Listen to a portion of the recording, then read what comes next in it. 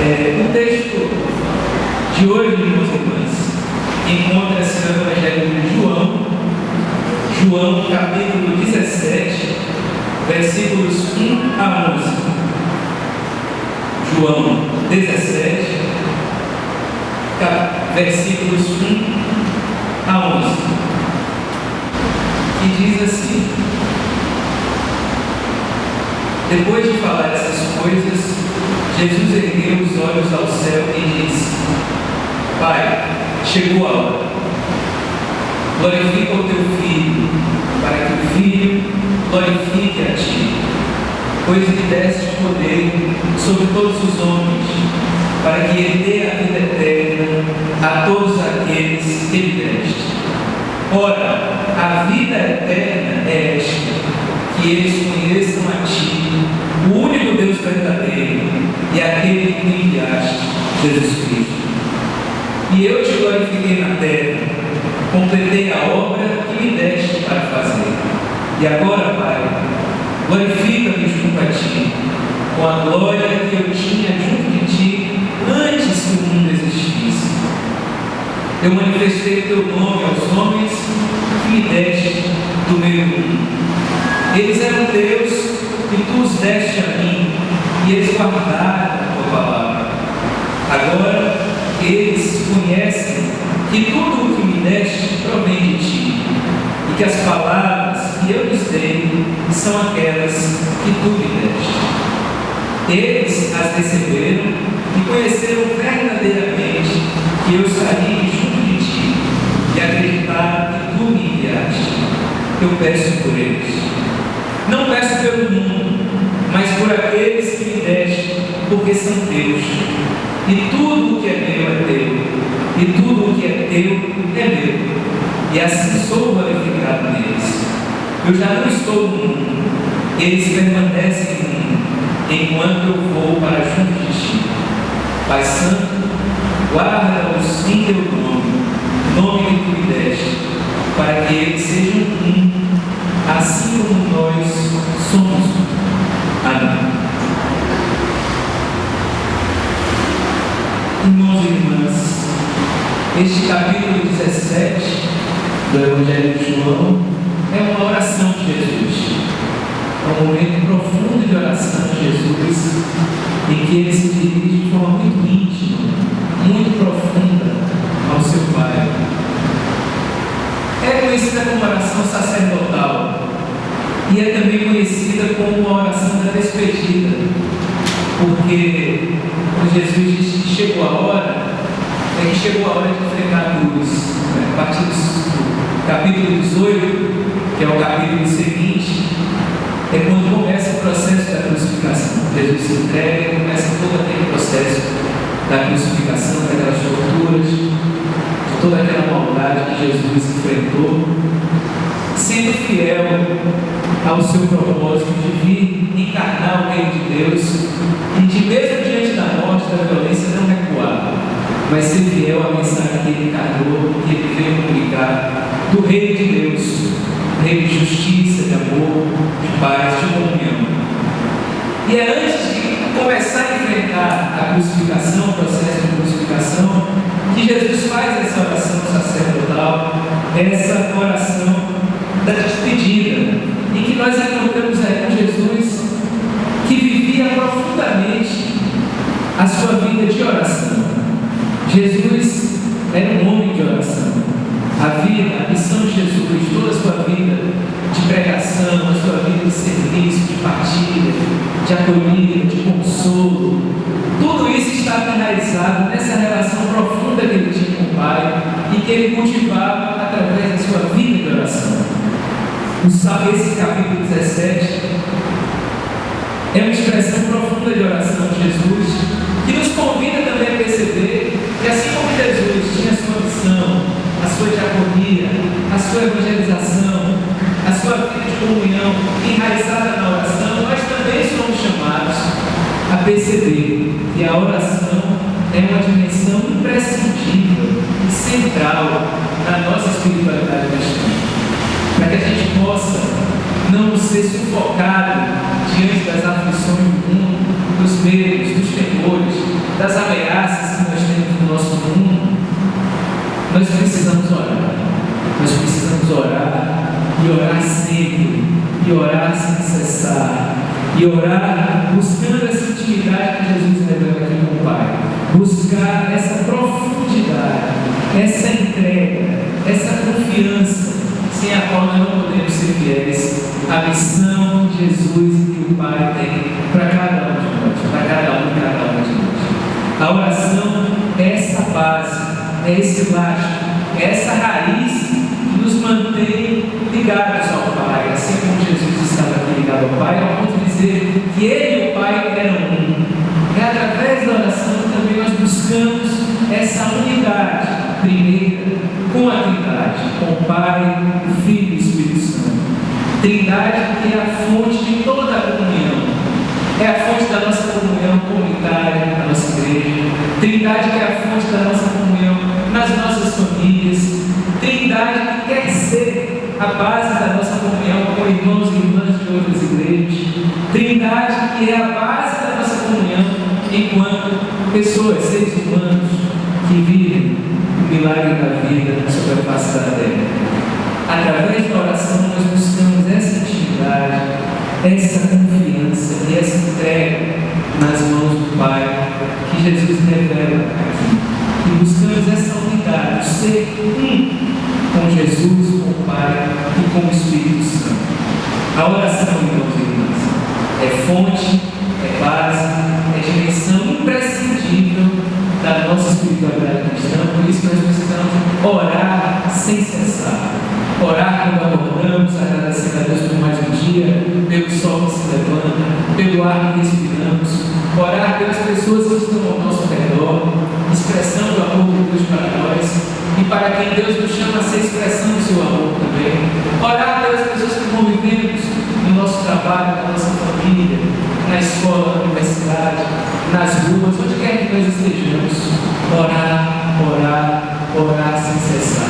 Porque a partir da oração que nós mantemos esse elo com Deus triuno, com Deus Trindade, esse elo com Jesus, esse elo com o Pai, que nos sustenta, que nos protege, como testemunho do elo, como nós experimentamos tantos momentos de nossas vidas, e que nos guia pelo caminho do seu reino de amor e paz.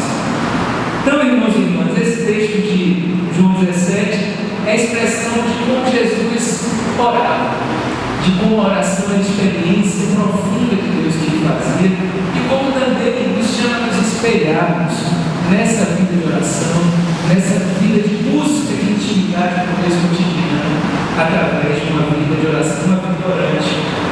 E é a partir daí, nessa oração, que Jesus diz algumas coisas muito preciosas. Uma delas é que ele começa a sua oração dizendo que chegou a hora, e era a hora de enfrentar a cruz, sem a qual ele não ressuscitaria ao terceiro dia. E Jesus começa dizendo: glorifica o teu filho.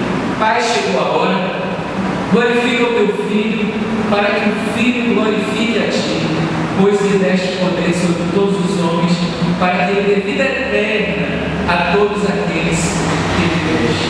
Então Jesus começa a sua oração pedindo que o Pai o glorifique. Glorificar é manifestar a plenitude do amor de Deus. Pai, glorifica o teu filho, manifesta a plenitude do teu amor no teu filho, para que o filho manifeste a plenitude do teu amor. Esse é o sentido do glorificar. É manifestar a plenitude do amor de Deus. E a plenitude do amor de Deus é esta, que é dar a vida pelo outro. O amor de Jesus é esse amor capaz de dar a vida pelo outro. Existem muitos sentidos de amor por aí, e mesmo no contexto bíblico, o amor da amizade, que é o filhos, o amor eros entre os casais, o amor ágape, e é esse amor ágape que Jesus fala aqui. Esse amor capaz de dar a vida pelo outro. Esse amor ao próximo que é capaz de se doar em serviço, em cuidado, em expressão da salvação de Deus. E esse é o primeiro pedido que Jesus faz.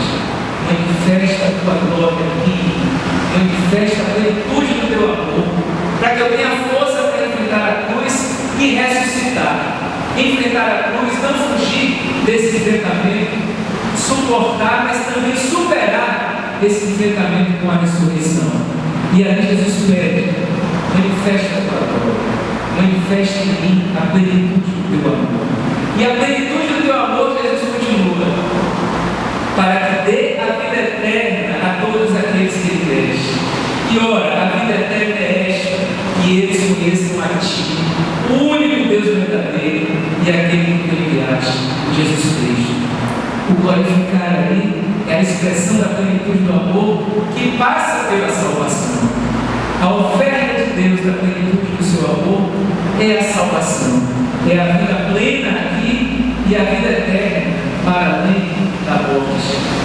Essa é a manifestação desse amor de Deus que faz novas todas as coisas, que nos protege, que nos cuida, que nos liberta, que nos transforma. E a vida eterna, Jesus diz, é esta: que conheçam a Ti, o único Deus verdadeiro, aquele que tu enviaste, Jesus Cristo.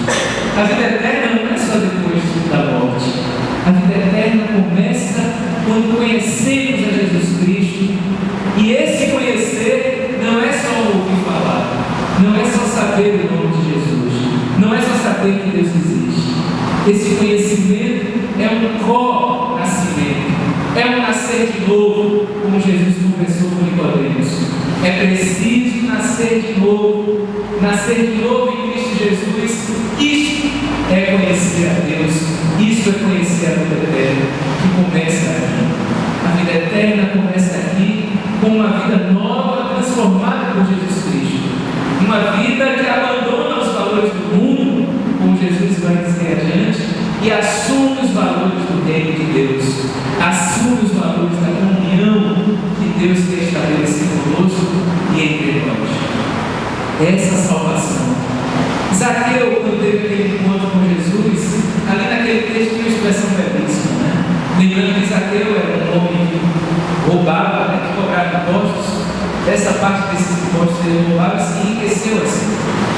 E certa vez Jesus passava e viu Zaqueu do alto e disse: eu vou na sua casa hoje, vou lhe visitar. E Jesus foi visitar Zaqueu. E ao encontrar Zaqueu, quando Zaqueu tem esse encontro, esse conhecimento de Jesus, esse co-nascimento a partir do encontro com Jesus, lá no final do texto, Zaqueu vai dizer: hoje mesmo eu vou devolver tudo aquilo que eu roubei e vou partilhar aquilo que eu tenho com os pobres. E Jesus disse: hoje a salvação entrou nessa causa. Hoje a salvação entrou nessa causa. Quando nós acolhemos a salvação que vem de Jesus, já aqui e agora as coisas vão se fazendo novas. A nossa vida muda radicalmente. A nossa vida muda conforme os valores do reino de Deus, conforme experimentou Zaqueu. Zaqueu, quando expressa aquela mudança de vida que ele passou, uma vida que era de corrupção, passou a ser uma vida de integridade, uma vida que era de usura, de ganância, passou a ser uma vida de partilha, de solidariedade. Ali é a expressão desse encontro profundo dele com Jesus. Ali é a expressão de que a salvação entrou naquela casa. E é essa salvação que Jesus fala aqui, quando ele diz que a vida eterna é isto: que conheçam o Deus único e conheçam aquele que criou, Jesus Cristo. Jesus também, irmãos e irmãs, além de pedir a glorificação, ele pede por nossa comunhão.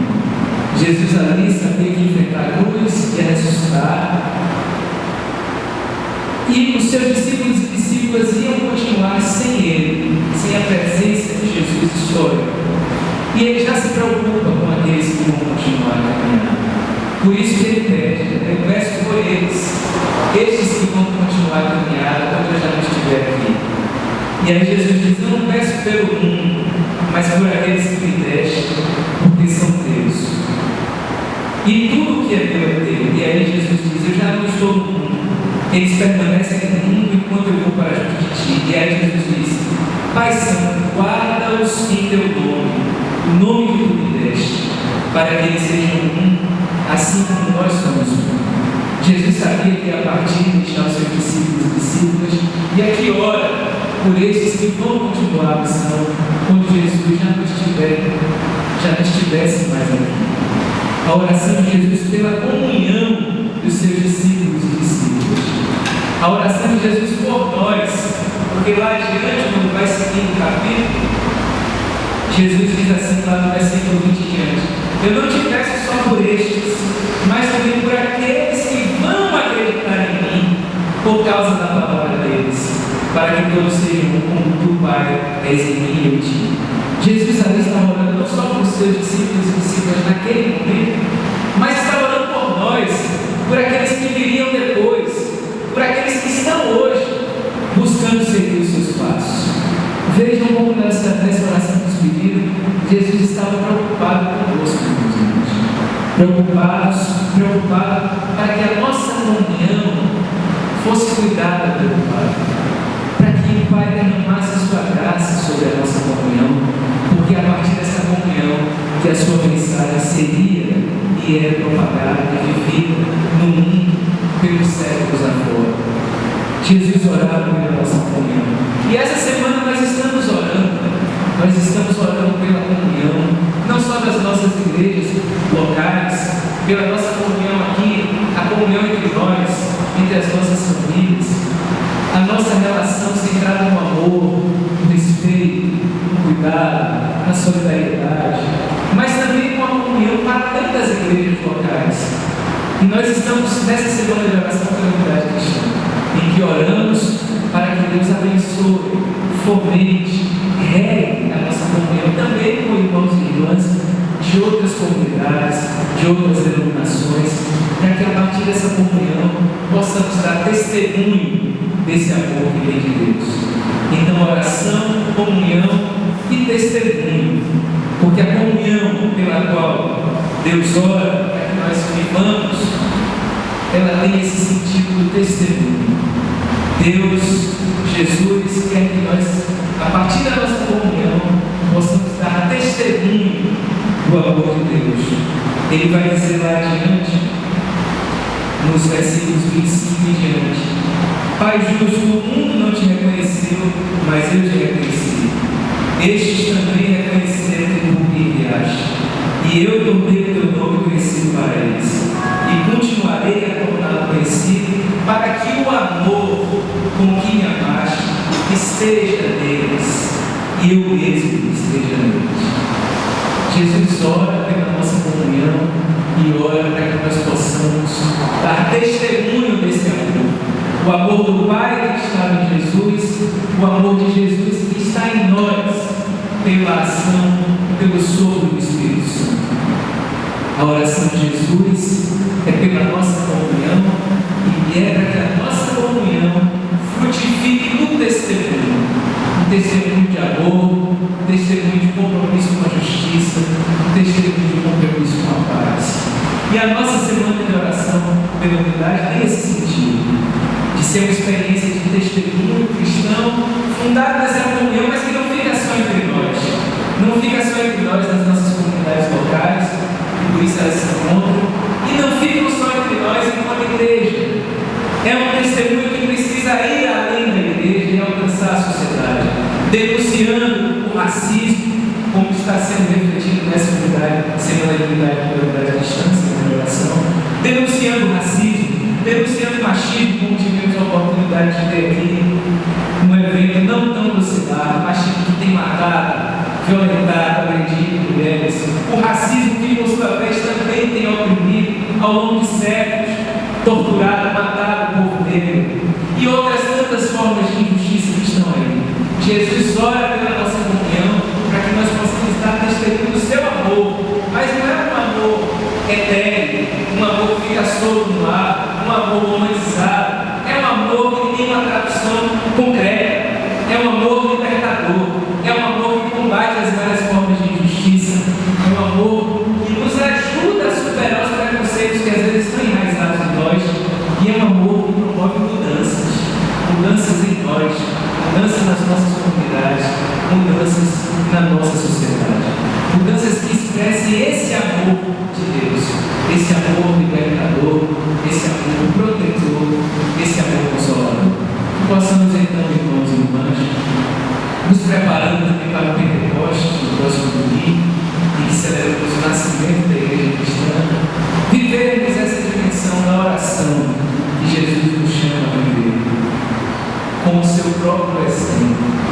suas orações, Jesus também nos ensina a orar. Jesus nos ensina a cultivar a oração no nosso dia a dia, no dia a dia da nossa espiritualidade. E que essa oração nos alimente a nossa comunhão, essa vida de amorosidade, de respeito, de cuidado uns com os outros, na nossa família, na nossa comunidade de fé e onde quer que nós estejamos. E essa comunhão que é chamada a dar testemunho do amor de Deus, testemunho do amor de Deus que derruba muros e constrói pontes, amor de Deus que rompe preconceitos e promove igualdade e justiça, amor de Deus que transforma essas realidades do nosso mundo, como Jesus fala de mundo aqui, esse mundo de maldade, de ilusões, esse mundo de ganâncias e violências. O amor de Deus transforma tudo isso e quer transformar tudo isso. Que nós possamos, em nossa vida de oração e comunhão, também nos sentirmos encorajados, desafiados e chamados a promover